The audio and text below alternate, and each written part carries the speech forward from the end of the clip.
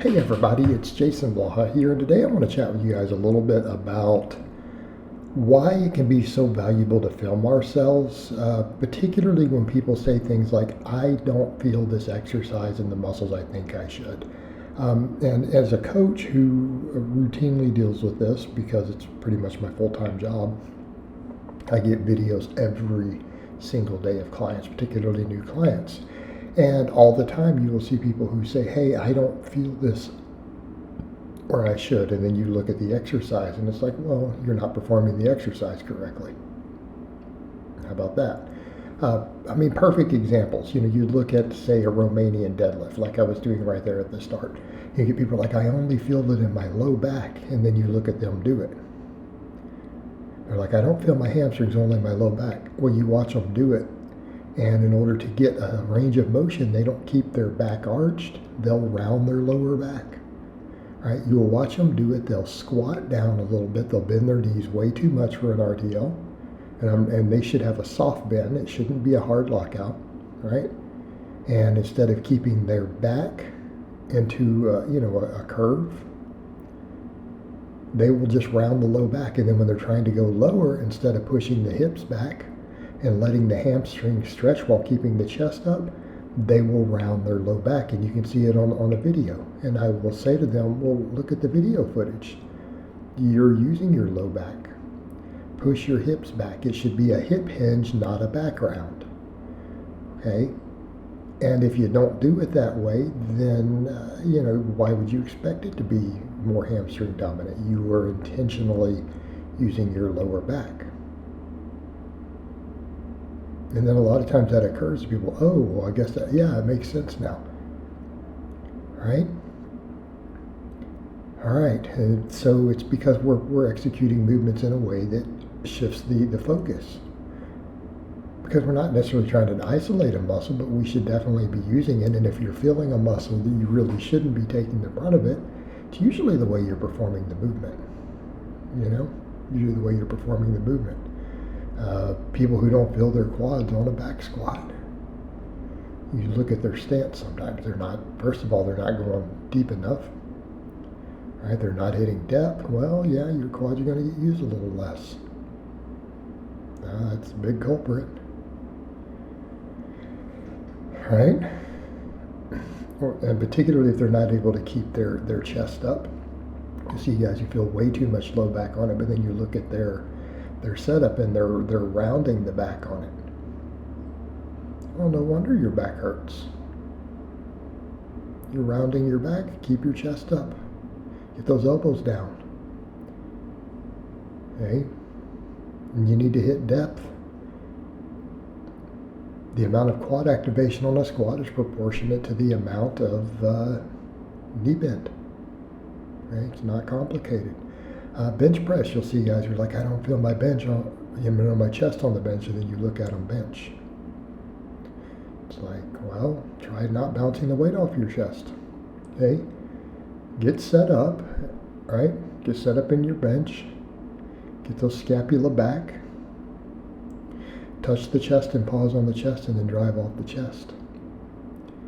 Find a grip width that lets you get the elbows low so that you get an actual stretch on the chest. The chest is always going to be the primary mover on the bench, but sometimes we'll feel other stuff. But you start looking at their angles and it's like, they grip way too wide, then obviously chest gets de-emphasized for a little bit of shoulder. You grip way too narrow, it may be a little more tricep dominant. Find that grip that lets your elbows actually get low. Pause on the chest instead of bouncing it off your chest. Then all of a sudden your chest has to be the muscle that gets it moving. Right?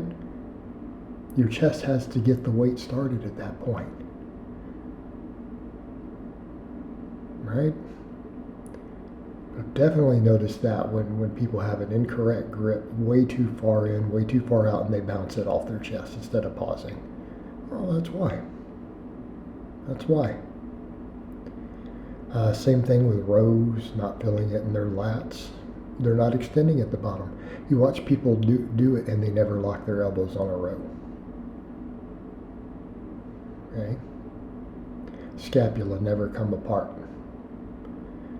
Well, that's why your lats are being used less. You are literally not using your lats. Well, you're using them, and we need to always be clear. You're using them, but you are de-emphasizing them because you're not working them through their correct range of motion. You're not ever getting a stretch on that muscle. I've seen people on the pullovers, they'll see me do these straight arm pullovers, like, well, I only feel this in my lats, I don't feel it in my pecs. I'm like, how much are you bending the elbow? Okay, the straighter the arm, the more the chest it gets stretched. The more bent the arm, the more and more lat dominant it becomes. You know, this is an exercise that should be working a lot of parts of your shoulder, long end of the tricep, your pecs, your lats. I mean, it works a lot of muscles. Right? It works a lot of muscles. But, you know, the way that you perform it can change the emphasis. And I would say, you know, if you're really trying to make it a good lat exercise, bend the elbows a lot. And they're putting it way behind their head with a bent elbow, well, okay. Yeah, that will change the emphasis. But this is biomechanics. Guys on curls, right? I'm just talking about these as they're coming through. I didn't plan it that way. It's a great way to do it. They're doing a wrist curl. You know, they've got their wrist cocked up, minor cocked back. Notice that removes the ability of the forearm flexors to flex, to move the weight. And at the top, the bicep is still loaded. Instead of when you get all the way to the top, if it's curled back, guys will do that, and then they'll curl it all the way over and unload the bicep. Well, you're making it a forearm exercise. Quit flexing your wrist.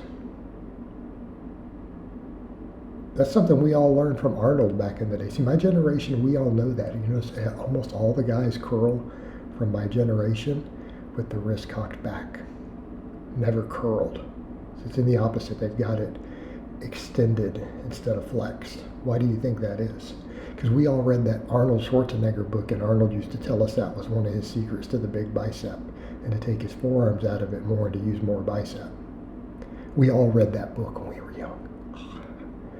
So we all know that stuff. But the thing is, when you start filming yourself and you look at what you're doing, all right, that is one of the big tricks. That is one of the big tips that will help you.